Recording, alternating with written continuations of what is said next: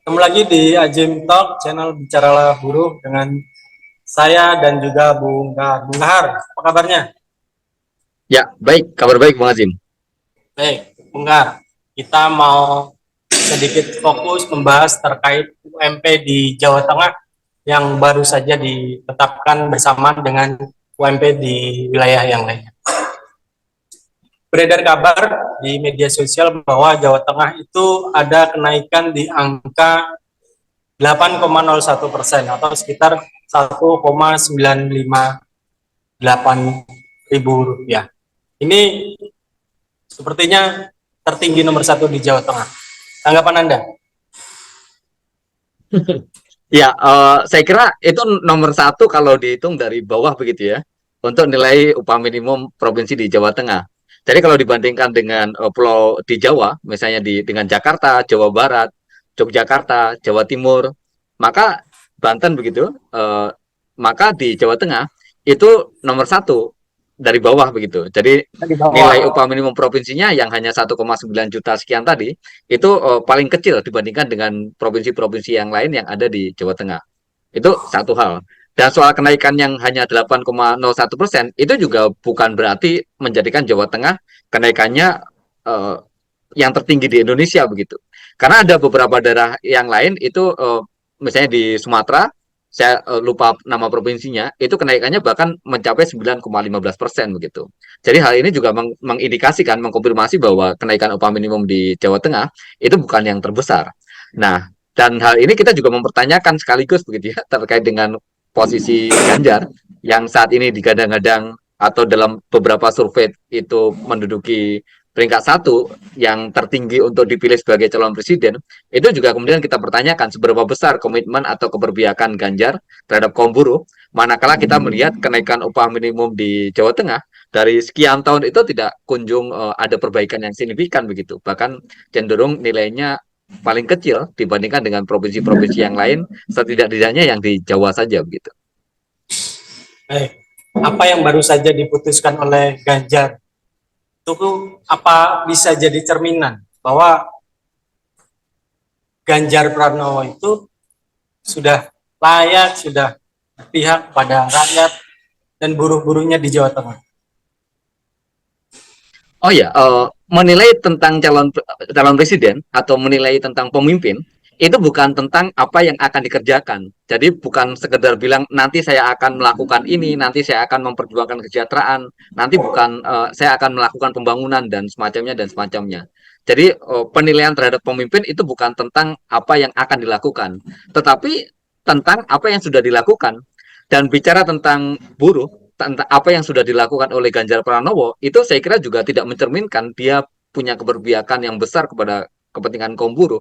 Masalahnya tadi kita bisa melihat berapa besaran upah minimum provinsi di Jawa Tengah yang saya katakan tadi tidak ada perbaikan yang signifikan atau bahkan di Jawa Tengah upah minimum provinsinya itu yang terendah. Seharusnya Ganjar Pranowo dengan kewenangan yang dimiliki, karena kan upah minimum provinsi ini ditetapkan oleh gubernur, diputuskan oleh gubernur, seharusnya Ganjar punya keberanian untuk memutuskan lebih besar dari apa yang saat ini kita persaksikan. Yang lain, gerakan buruh juga seringkali mengingatkan tentang kondisi di Jawa Tengah ini terkait dengan gap begitu ya, tentang ketimpangan antara upah minimum di berbagai daerah. Misalnya kita bisa melihat bagaimana upah minimum yang ada di Jawa Barat, yang ada di DKI Jakarta, yang ada di Banten, dengan upah minimum yang ada di Jawa Tengah. Jadi ketimpangan ini mestinya juga dilihat oleh Ganjar. Jangan sampai kemudian disparitasnya semakin membesar, yang kemudian seolah-olah bahwa Jawa Tengah terus-menerus berada di posisi bawah, sementara kita tahu di daerah-daerah yang lain itu cukup apa namanya bisa menaikkan upah minimum secara signifikan begitu. Kita bisa melihat bagaimana tahun lalu DKI Jakarta ketika upah minimum rata-rata hanya naik di kisaran 1%, bahkan ada yang tidak naik, DKI Jakarta bisa naik lebih dari 5% misalnya.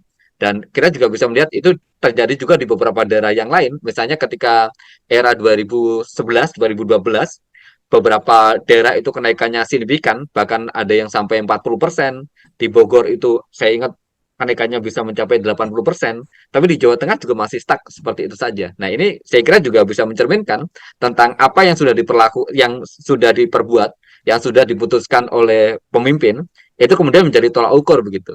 Kalau hanya janji-janji saja, itu saya kira juga semua orang bisa menawarkan mimpi begitu, Bung Azim. Enggak.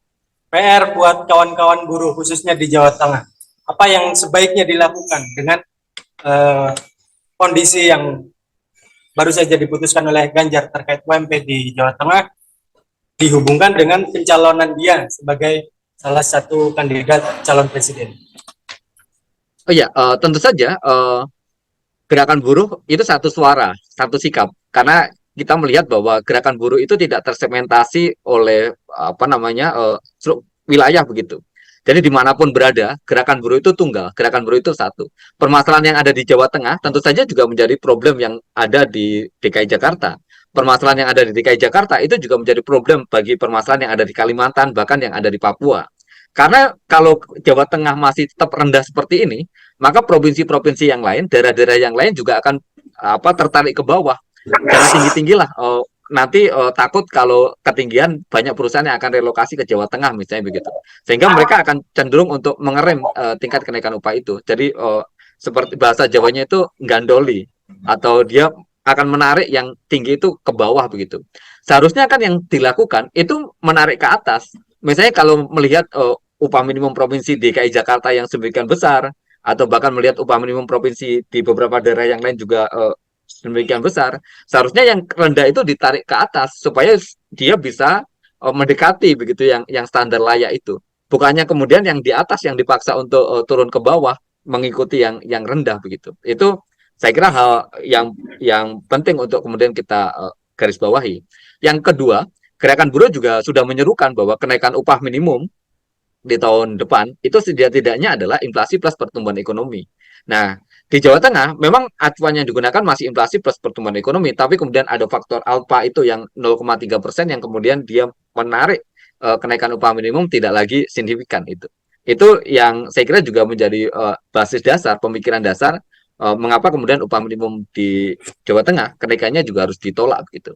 Dan yang ketiga terkait dengan posisi Ganjar yang saat ini digadang-gadang sebagai calon presiden, tentu orang akan melihat, orang akan mengukur calon pemimpin itu dari apa yang sudah diperbuat begitu. Yang saya katakan tadi, kalau selama ini kebijakannya tidak berpihak kepada kepentingan kaum buruh, kebijakannya tidak berpihak kepada kepentingan nelayan, kepentingan petani, tentulah rakyat juga akan melihat bahwa ini adalah calon pemimpin yang tidak layak untuk diberi kesempatan begitu. Dan saya kira keputusan Ganjar untuk menaikkan upah minimum provinsi yang nilainya kecil itu juga akan berdampak pada keputusan politik di tempat yang lain. Benar. Jadi ada pesan menarik yang baru saja Anda sampaikan bahwa atas keputusan Ganjar terkait UMP tahun 2023 khususnya tidak serta-merta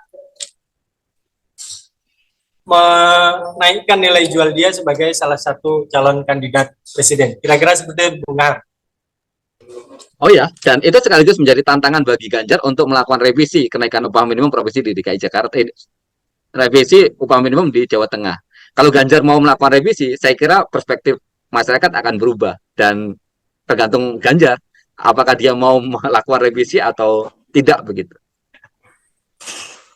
Ya Pak Ganjar, demikian tadi ada pesan dari kawan-kawan buruh bahwa Anda masih punya kesempatan untuk melakukan revisi agar Anda mempunyai nilai jual tersendiri sebagai salah satu kandidat calon presiden di Indonesia. Bung Gar, terima kasih atas waktunya. Mudah-mudahan apa yang kita perbincangkan hari ini bisa membawa pencerahan bagi kawan-kawan buruh, khususnya di Jawa Tengah, untuk berpikir ulang bila mereka berniat untuk memberikan dukungan kepada Ganjar yang ternyata hanya menaikkan upahnya sebesar 1,958 rupiah. Demikian perbincangan kita hari ini. Kita ketemu lagi di lain kesempatan.